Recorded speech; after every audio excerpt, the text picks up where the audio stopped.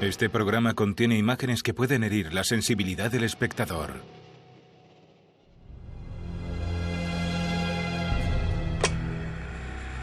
He dicho que le corté la cabeza a la hija de los Hawkins. Me pasé con ella unos 20 o 50 metros y la enterré a unos 10 al oeste de la carretera, en una colina rocosa. ¿Me ha oído?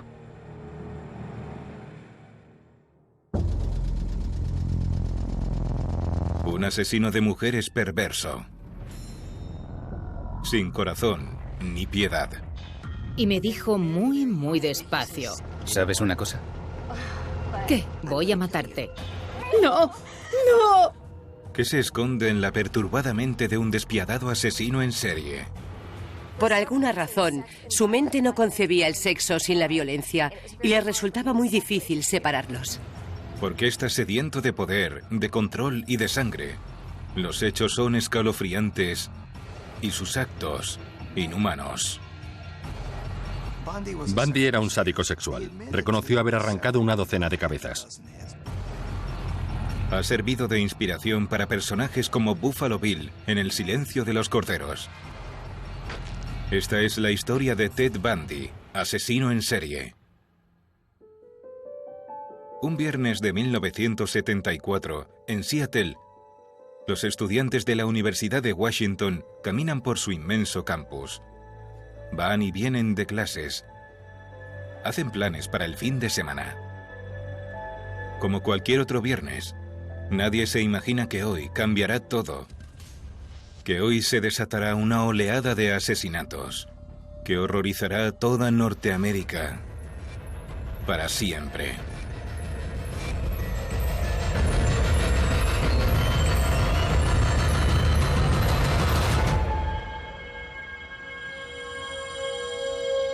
En la casa de Linda Healy, de 21 años, reina la tranquilidad. Este es su último año en la Universidad de Washington. Es una estudiante responsable y de buena familia. Todos la conocen por ser la locutora de la radio local de esquí. Soy Linda y os traigo noticias montañosas. Snoqualmie Mi Pass ha amanecido bajo cero y con nieve en las carreteras.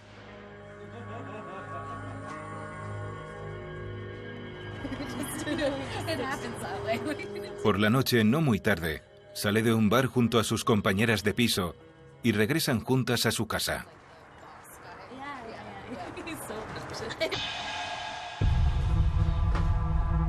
Unas horas después, un intruso se cuela en ella.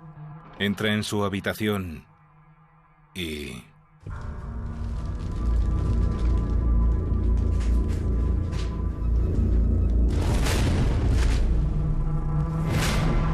la golpea brutalmente.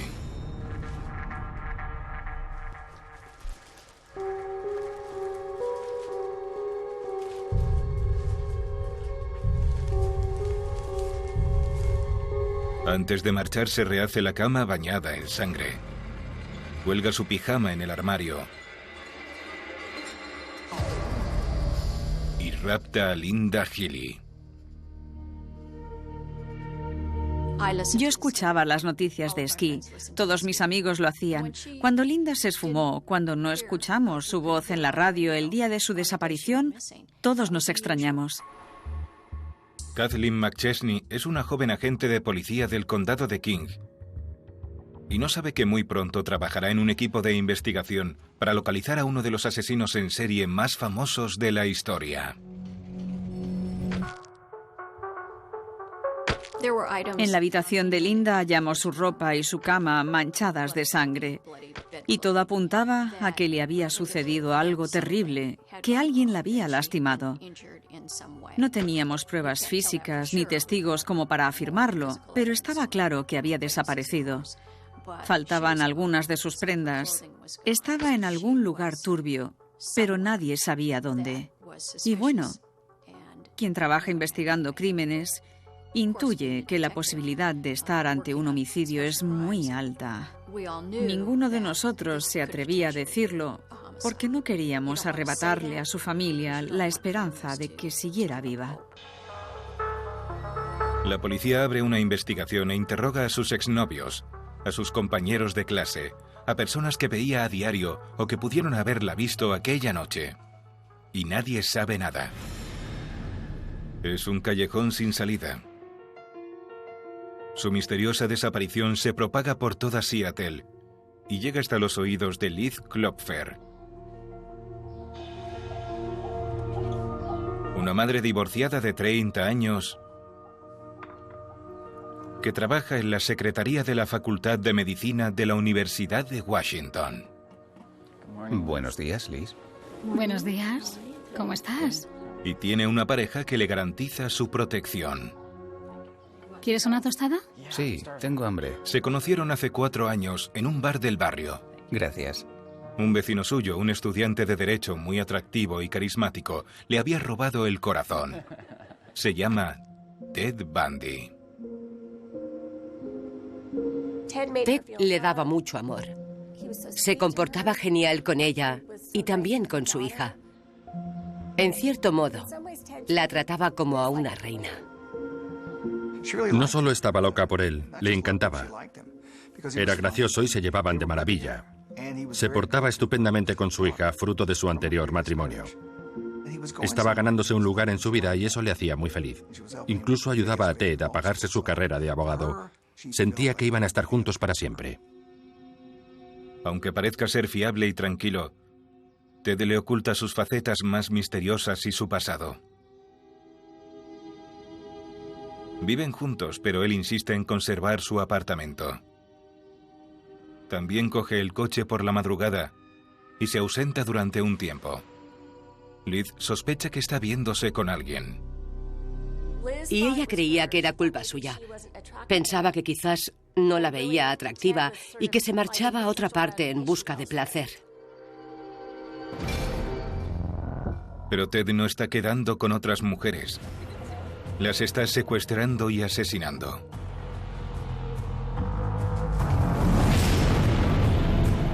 Liz está enamorada de un psicópata, de un asesino en serie.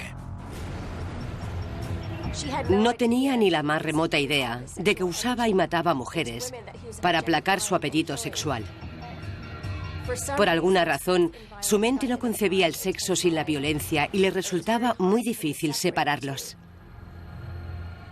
Su espantosa obsesión está ligada con su triste pasado.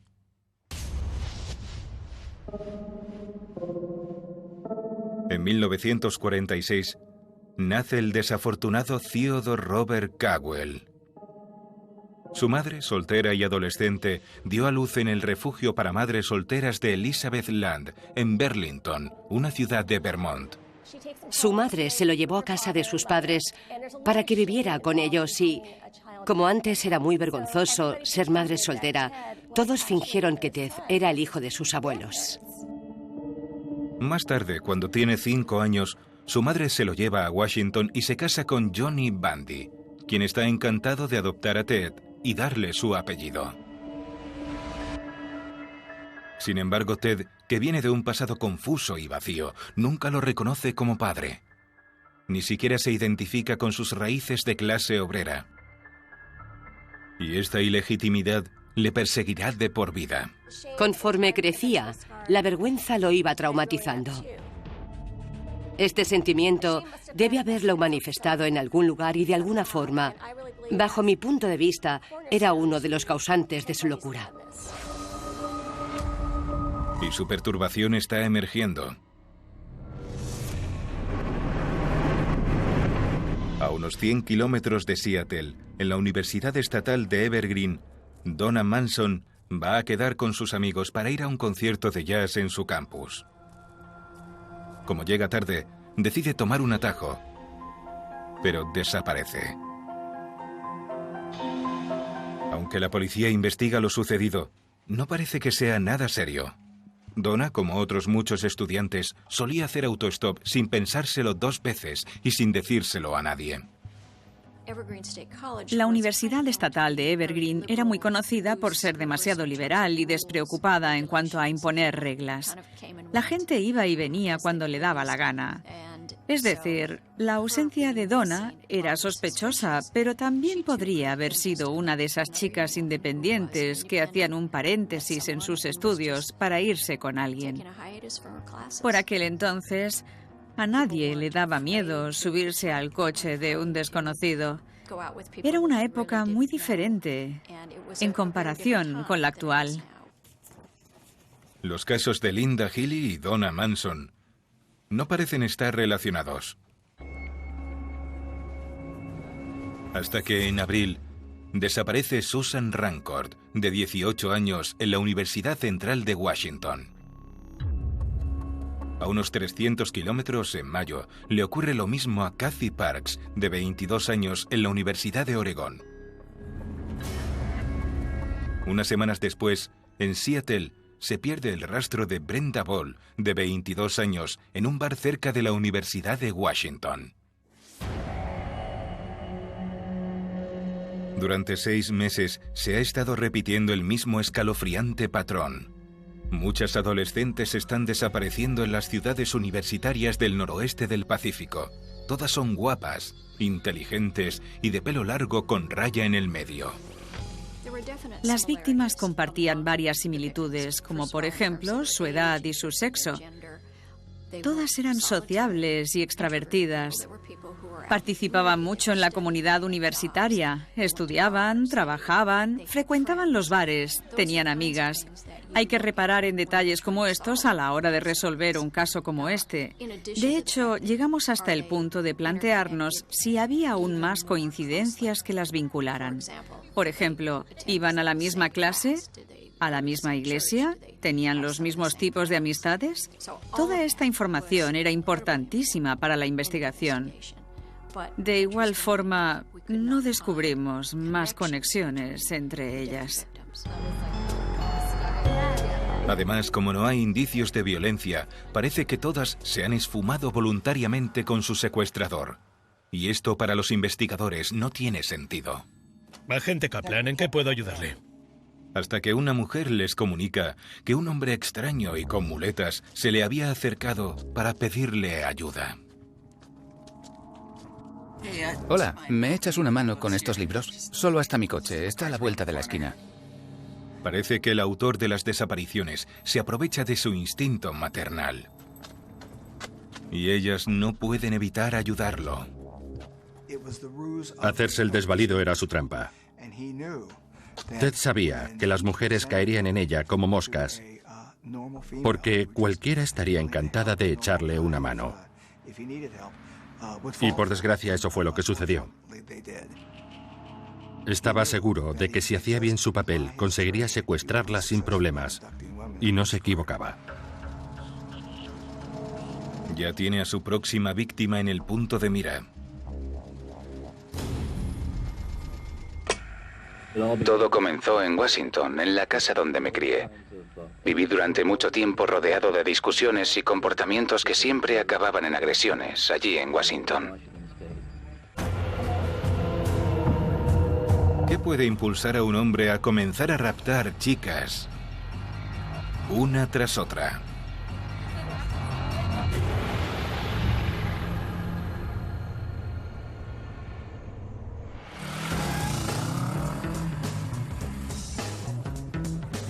...1967... Ted Bundy es un estudiante de 19 años en la Universidad de Washington. En estos tiempos está emergiendo una nueva generación de mujeres revolucionarias dispuestas a acabar con los ideales retrógrados y a librarse de las cadenas que les dictaban quién ser y qué hacer. Ahora deciden por ellas mismas. Van a la universidad y disfrutan de una independencia que sus generaciones anteriores nunca llegaron a conocer. Era una época de revolución femenina. Las mujeres empezaron a exigir los mismos derechos que tenían los hombres y, en ciertos aspectos, esto podía suponer una amenaza para ellos. Para Ted Bundy también es una nueva era. Todavía le queda mucho por conocer al hijo de un cocinero del ejército con pocos recursos y de una metodista devota. Es tímido, inmaduro y un auténtico inexperto en el amor. Sus compañeros de instituto lo describían como una persona introvertida. No le prestaban mucha atención. De hecho, no recuerdan casi ningún detalle sobre él durante esos años. No tenía muchos amigos. Se ponía a observar cómo interactuaban los demás para aprender a comportarse, a ser agradable, a decir lo correcto, porque no sabía cómo hacerlo. Era como un pequeño alienígena que se había infiltrado en nuestro mundo y que debía apañárselas solo. Pero una vez en la universidad, se va soltando. Ahora vive en una residencia y apoya al Partido Republicano. Era su manera de adaptarse a la vida y protegerse de ella. Ignoraba el vacío que sentía en su interior y pretendía ser alguien fuerte y poderoso que tenía todo bajo control. Justo lo contrario de lo que realmente era.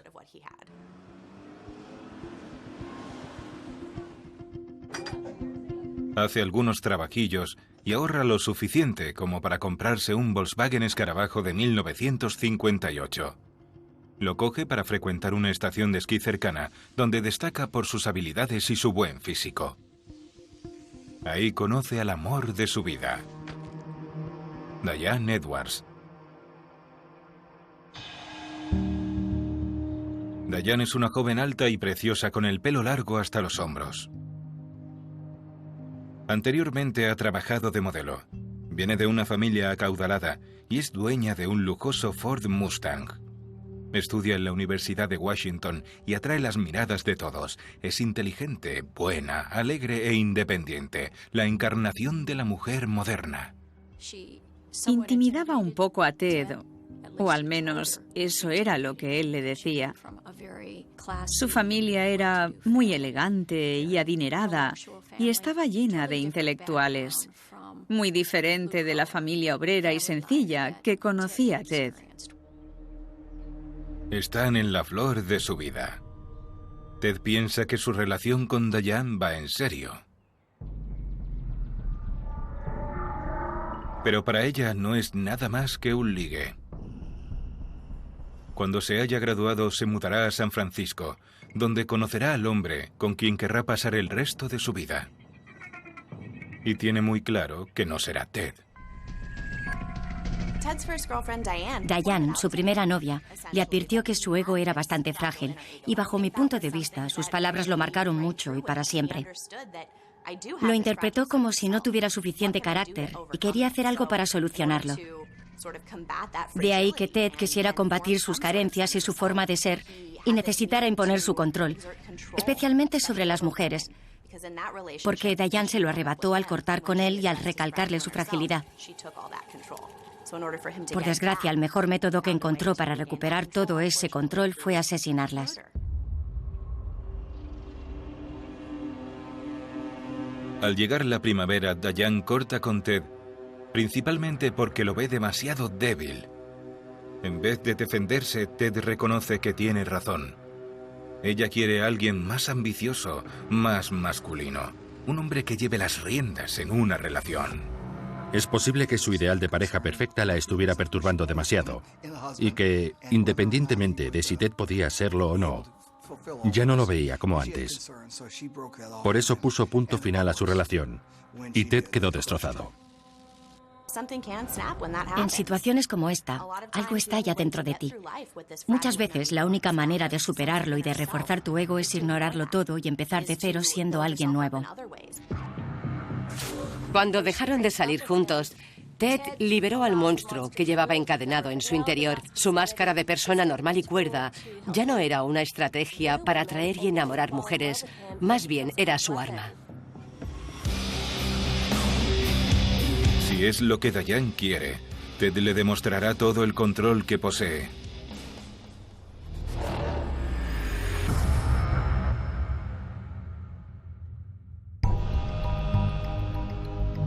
Junio de 1974. 5 chicas han desaparecido en 4 meses. La Universidad de Seattle ya está en época de exámenes. Por la noche, muchos estudiantes pasean por sus alrededores, como Georgian Hawkins, que se ha acercado a la hermandad de su novio para pedirle sus apuntes de español. De vuelta a la suya, decide ir por un atajo iluminado y concurrido, detrás de la calle de las Hermandades. Pero nunca llegó. Se quedó a pocos pasos de la puerta. Nadie vio ni escuchó nada. Llevamos desde la madrugada del lunes sin tener noticias sobre Georgian Hawkins. La vieron por última vez en la Hermandad Beta y en esta calle, de vuelta a su vivienda que está a media manzana de aquí. Georgian tenía muy buenos amigos y amigas. Pues fue a ver a su novio, pero debía regresar a casa porque tenía un examen a la mañana siguiente. Como no se presentó, fui a hablar con el profesor y me comentó que le había sorprendido mucho que no apareciera. Era pero que muy raro que alguien como ella se esfumara sin más. Todo nos parecía muy sospechoso desde el principio. Era como si la hubieran abducido delante de nuestras narices. Pero una vez más, sin pruebas físicas ni testigos, los investigadores no pueden hacer nada. Ya van 6 desapariciones y solo tienen la esperanza de poder atrapar al secuestrador o asesino antes de que vuelva a atacar.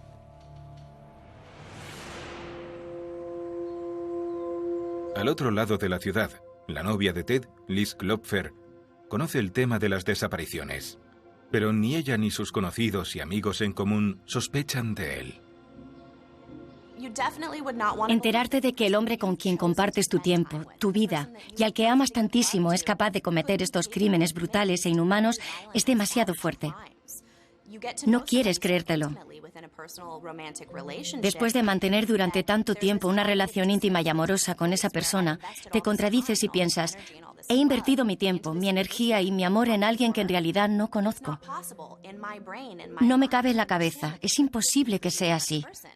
No entiendo cómo ha podido engañarme hasta el punto de enamorarme y querer vivir con él para siempre. Pero con el tiempo, su forma de ser se vuelve más rara, inapropiada e imprudente. Y en una excursión de rafting, da rienda suelta a sus demonios más internos.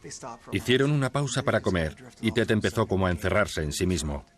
Dejó de hablar con los demás. No le hacía caso a Liz. Ella sabía que le pasaba algo, pero no le dio mucha importancia porque se lo estaban pasando bien, a pesar de su actitud. Cuando terminaron su almuerzo, recogieron sus cosas y se montaron en la balsa. De repente, mientras descendían río abajo, Ted empujó a su novia y la tiró al río Yakima. Cuando la sacaron del agua le faltaba el aire. Nadie se esperaba lo que hizo, o al menos así lo contaron. Cuanto más pasaba el tiempo, más difícil le resultaba dominar a su bestia interior. Liz comentó que cuando salió del agua miró a Ted y estaba completamente pálido. Tenía la cara blanca.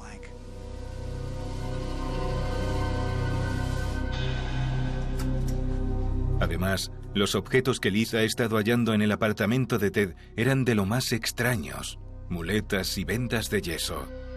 No está herido ni lesionado. ¿Para qué necesita todo esto? Poco después, a mediados de julio, en un parque junto a un lago muy conocido y a plena luz del día, libera de nuevo al monstruo de su interior. 2 veces en la misma tarde. Durante un día soleado, en el Parque Estatal del Lago Sammamish, a las afueras de Seattle, una buena cantidad de personas estaban disfrutando de su picnic y de los diferentes eventos que tenían lugar en el parque. Como suele hacer, se fija en chicas atractivas, como Jenny Sott, de 23 años. Trabaja en Seattle, es asistenta social y tiene el pelo largo y rubio. Está tomando el sol de mediodía, como todos los demás. Hola, me llamo Ted. Hola. Hasta que un hombre vestido con ropa de tenis blanca y con un cabestrillo en un brazo se le acerca. Resulta que voy de camino a mi lancha. La gente de su alrededor escucha la conversación. Pero creo que yo solo no puedo meterla en el agua. Ya lo veo. ¿Te ayudo? Sí, si no te importa, solo será un minuto. Claro, no importa. Gracias. Faltaría más. Y nunca más la vuelven a ver. Era un manipulador muy calculador e inteligente. Lo dejaba todo preparado y luego compraba escayolas, sillas de ruedas, muletas, lo que mejor encajara con su plan. Así, cuando entraba en acción, sabía a la perfección cómo actuar para controlar en todo momento tanto la situación como a sus posibles víctimas. Sus movimientos se vuelven más atrevidos y descuidados. De hecho, regresa el mismo día con ganas de más. No le basta con una, necesita secuestrar a otra. A Denise Naslund, de 18 años. Está acompañada de su novio y otra pareja, pero decide ir al baño sola. Y nunca volvió de allí.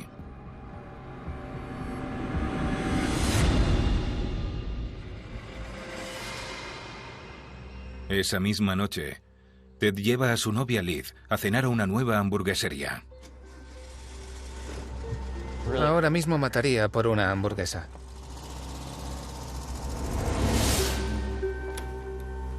Aparte de ir a ese sitio, no hicimos nada más en especial. Años después, Liz revive esa noche durante un interrogatorio en la comisaría. El 14 de julio, cuando desaparecieron 2 mujeres en el lago Sammamish y fuimos a cenar juntos, dijo que se había comido 2 hamburguesas y que estaban buenísimas. También me aclaró que no se había olvidado de lo que había hecho antes de eso, sino que no lo recordaba y que seguramente no sería nada importante. Ted Bundy era un actor de primera categoría. Solo basta ver su comportamiento de aquel día para comprobarlo. Después de todo lo que hizo con esas 2 mujeres, después de asesinarlas y de tener relaciones sexuales con sus cadáveres, porque también era un necrófilo, tenía tan pocos escrúpulos que al rato podía aparentar ser un chico normal que estaba enamoradísimo de Liz y quedar con ella para ir juntos a comer hamburguesas. Y por si fuera poco, si luego tenía que acostarse con su novia, lo hacía sin problemas. Escondía tanta maldad en su interior que mentía como un verdadero profesional. Al fin y al cabo, todos los psicópatas son así. No sienten lo mismo que el resto de las personas, ni tampoco se ven culpables por lo que hacen. Hay muchos que no entienden cómo Ted Bundy podía tener una novia a quien amaba incondicionalmente y ser, al mismo tiempo, un monstruo que perseguía y mataba a mujeres y que luego les hacía barbaridades de toda clase. ¿Cómo podía llevar esta doble vida? Pues porque su novia era una mujer muy sensata y cariñosa que nunca le engañaría con otro. Le daba muchísima estabilidad, pero también era su gran coartada. Es surrealista. Una auténtica pesadilla. Una nunca está preparada para afrontar algo como esto. Estos 2 incidentes llegan hasta los periódicos locales. Todos sospechábamos que para poder raptarlas, primero tuvieron que engañarlas. Y también intuíamos que había ocurrido lo mismo con Linda Healy y Georgianne Hawkins. Aunque la policía sigue sin tener pistas, esta vez sí cuentan con testigos que declararon haber visto a un hombre escayolado que no paraba de acercarse a mujeres jóvenes y atractivas para pedirles ayuda. Era de gran ayuda porque gracias a los medios de comunicación mucha gente acudía a nosotros para traernos fotos que habían hecho aquel día en el parque o para contarnos las conversaciones que habían oído.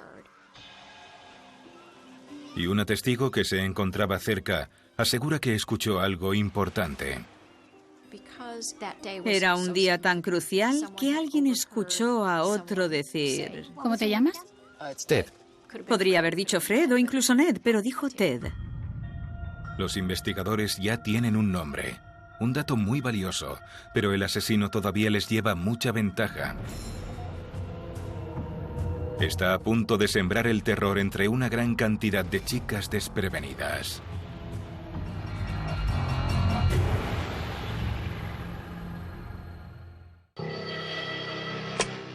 Llevaba un maletín y andaba con muletas. La golpeé con una palanca y la dejé inconsciente. Luego la esposé y me la llevé en el coche.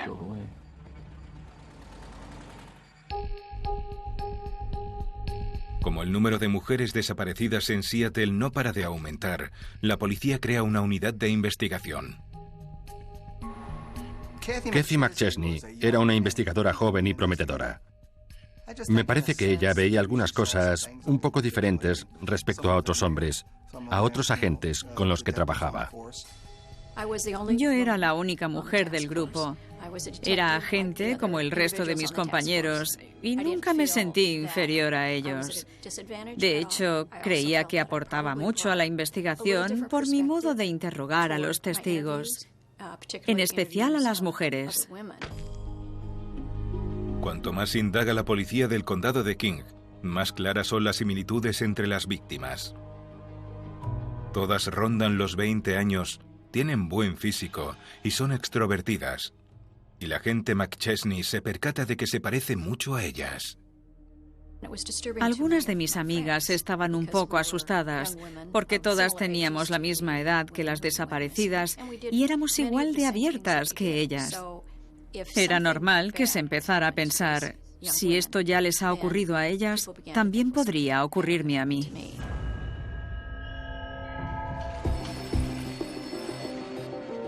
Y como no paran de recibir testificaciones, los investigadores ya tienen una pequeña idea de la apariencia física del secuestrador y de su coche.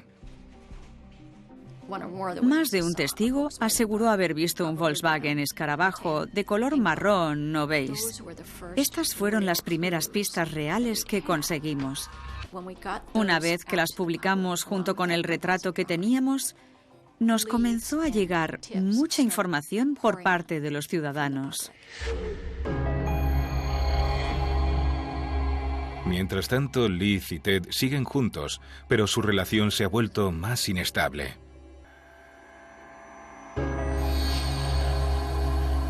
Liz está muy preocupada porque su vida sexual se ha convertido en algo desagradable e insufrible. Ted se aburrió del sexo normal. Quería atarla, inmovilizarla. Liz tenía sus dudas, pero al final accedió. Y en cuanto lo hizo, Ted fue directo al armario. Cogió algunas de sus medias y la ató de tal manera que pensó que sabía hacerlo demasiado bien. Incluso intenta asfixiarla. Él no buscaba satisfacerse. Lo que realmente quería era imponerse usando la violencia para desprenderse de toda la rabia que contenía, para desahogarse. En la cama era muy despiadado con Liz, pero no porque le hiciera daño, sino porque era demasiado bruto, porque no la trataba como a un ser humano o como a alguien a quien quería. No se puede decir que hacían el amor porque la veía como un objeto.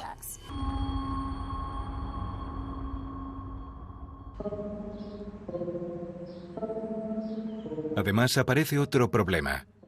Los compañeros de trabajo de Liz se han dado cuenta de que el retrato que publicó la policía se parece bastante a Ted y de que conduce un Volkswagen.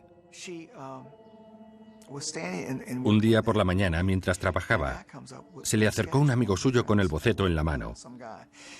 Y supongo que para hacerse el gracioso le dijo, «Oye, ¿has visto esto? Este tío se llama Ted y se parece un poco a tu Ted. Encima ambos tienen un Volkswagen». Aunque para él todo esto fuera una simple broma, cuando ella se fijó bien en el dibujo, le cayó como una patada en el estómago. Creo que esto fue la gota que colmó el vaso, la razón que la impulsó a llamar a la policía. Por un lado no quería traicionar a su novio, pero por otro no podía sacarse de la cabeza todas estas extrañas coincidencias y al final decidió llamar. Disgustada, se pone en contacto con la policía, pero de forma anónima. No quiere revelar demasiada información porque, si se equivoca, puede perjudicar la carrera de Ted como abogado. Pienso que una parte de Liz sabía que Ted era el autor de estos crímenes violentos o, al menos, que estaba haciendo algo fuera de lo normal. Pero Ted no es más que un educado estudiante de Derecho sin antecedentes. Como la policía cree que no es información de gran utilidad, la entierra entre un montón de papeles. Para nosotros, las pistas siempre son más que bienvenidas. Aún así, es muy difícil lidiar con todos los datos que nos llegan y evaluarlos correctamente. Tienes que asegurarte de que estás atando cabos, si es que hay cabos que atar, y de que estás siguiendo las pistas adecuadas en vez de estar perdiendo el tiempo con nimiedades. Ted Bundy, por su parte, percibe que está bajo sospecha y se plantea terminar sus estudios en otro estado. De hecho, ya ha solicitado una plaza en la Facultad de Derecho de la Universidad de Utah, en Salt Lake City. Liz, ahogada en un mar de dudas, se convence de que su traslado es algo positivo. Así se centrará en su carrera profesional y en su futuro junto a ella. Mudarse formaba parte de su plan, o así lo veo yo. Ted sabía que, si la policía se le acercaba demasiado, sería su fin. Le arrebatarían el único modo que conocía de complacer sus necesidades macabras. Pero el 7 de septiembre de 1974, pocos días antes de que Ted abandonase Washington, dos cazadores encuentran una atrocidad en la ciudad de Issaquah, en las afueras de Seattle.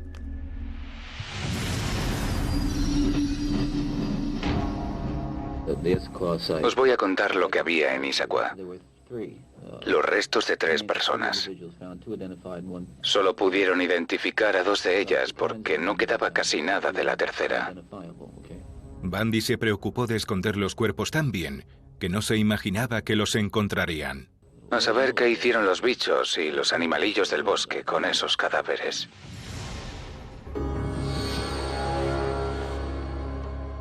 Unos meses después de la desaparición de Jenny Sod y Denise Naslund en el parque Sammamish, 2 cazadores descubrieron varios restos de personas a unos kilómetros del lugar.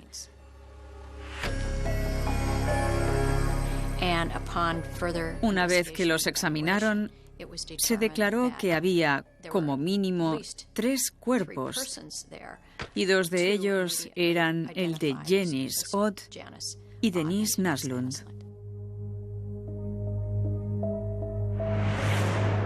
Sus familias confiaban en que encontrarían a sus hijas, mujeres y hermanas con vida.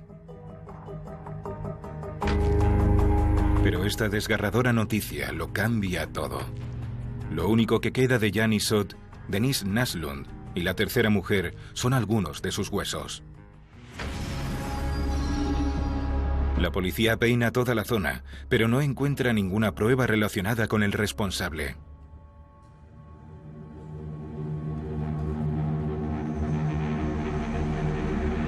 En cuanto se propaga este horrible hallazgo, se desata el pánico.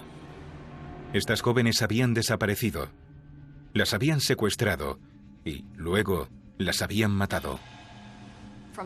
A partir de entonces, todos eran sospechosos hasta que demostraran lo contrario. El asesino podía ser cualquiera y podía volver a atacar de un momento a otro. Me metí en una carretera secundaria, en un camino de tierra, y me puse manos a la obra. Tenía varios metros de cuerda en el coche, entre otras cosas, y me venía genial para estrangularla. Todo fue mucho más trágico y estresante de lo que os puedo describir, aunque me temo que aquella chica fue la única que lo experimentó de verdad.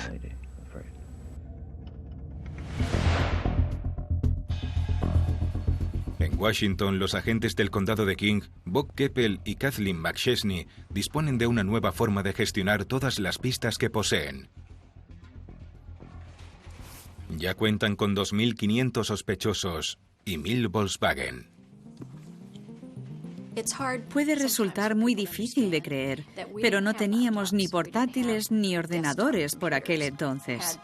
Solo podíamos usar unos que pertenecían al estado de Washington y fueron cruciales tanto para determinar cuántos Volkswagen Escarabajo estaban registrados en ese momento como para obtener datos del Departamento de Vehículos Motorizados. Gracias a ellos, hicimos una base de datos donde introdujimos lo que habíamos recopilado sobre nuestros 1.000 sospechosos.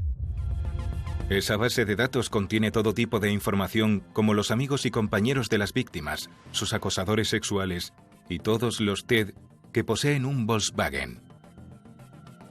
Realizan 2 búsquedas distintas y obtienen en ambas el mismo nombre: Ted Bundy. Pero como tienen una infinidad de pistas, Bundy permanece entre los 100 primeros posibles culpables.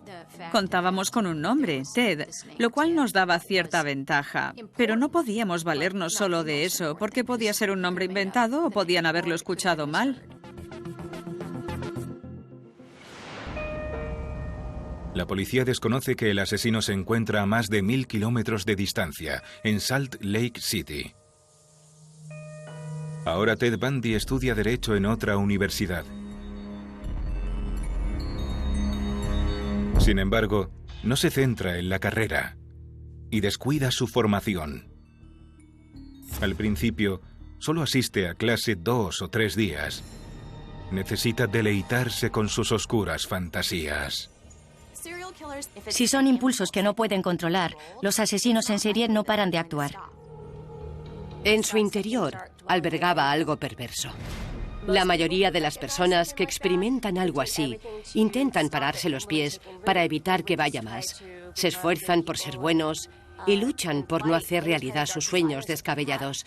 Pero Ted Bundy quiso llevarlos a cabo para colmarse y llegó a crear, según sus palabras, otra identidad.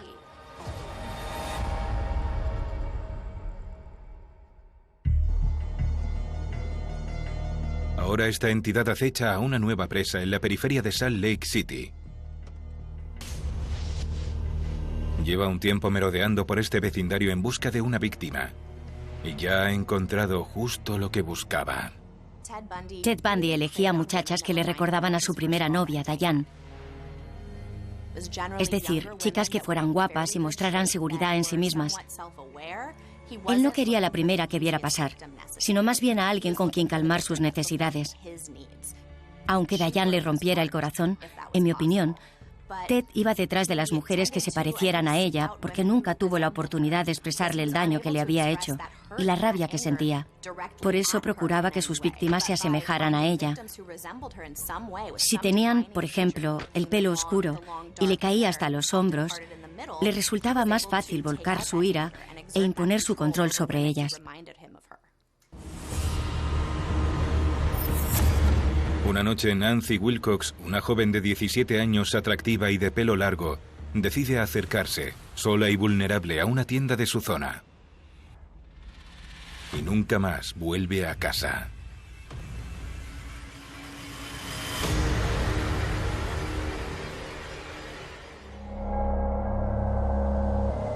Nueve días después, Rhonda Stapley, una estudiante de farmacia de la Universidad de Utah con 21 años, espera un autobús que nunca cogerá. De repente aparece un Volkswagen. Nada más verme, se paró y dio marcha atrás. ¿Quieres que te acerque a algún sitio? Bajó la ventanilla del copiloto y me preguntó, ¿a dónde vas? Y yo le respondí que iba a la universidad y entonces me dijo, Estás de suerte, yo también. Súbete si quieres, que te llevo. Yo también, súbete. Ah, vale.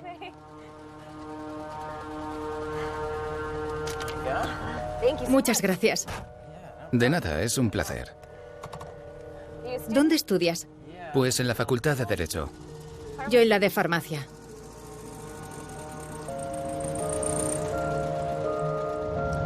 Oye, ¿te importa que me pase un momento por el zoo? Tengo que hacer un recado. Ah, por supuesto que no. El zoológico estaba cerca de la universidad y bueno, yo estaba con un estudiante de Derecho muy mono. Pensé que igualmente llegaría antes a mi casa en su coche que en el autobús.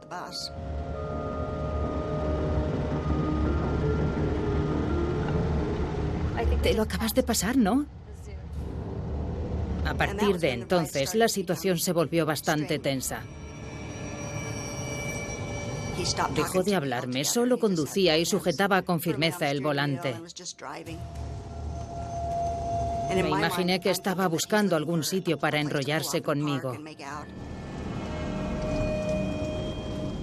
Al final, aparcó entre unos árboles, apagó el motor, se giró hacia mí, se acercó y me dijo muy despacio. ¿Sabes una cosa? ¿Qué? Voy a matarte.